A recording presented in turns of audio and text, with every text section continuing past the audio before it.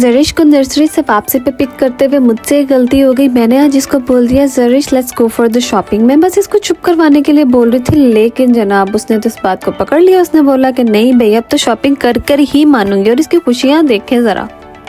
3 साल की है अभी, लेकिन उसको अभी से लड़कियों वाले इतने शौक है, शॉपिंग करनी है, कपड़े लेने हैं, मेकअप, ज्वेलरी। ओफ अल्लाह, हमारा बचपन तो ऐसे बिल्कुल भी नहीं था, इसके अलग ही शौक है।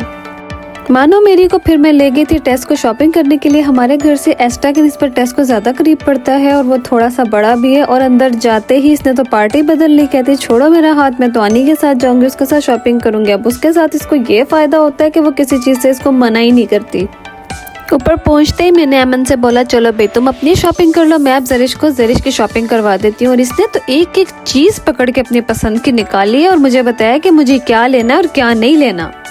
अब मुझे समझ आ गई है कि मुझे इसके लिए कुछ भी अपनी पसंद से नहीं लेना। अब मेरी बच्ची बड़ी हो गई है, ये इंडिपेंडेंट हो गई है अभी अपनी शॉपिंग में।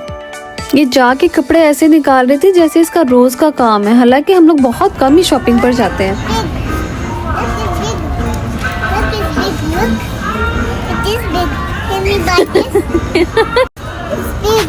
No, it's very small for you.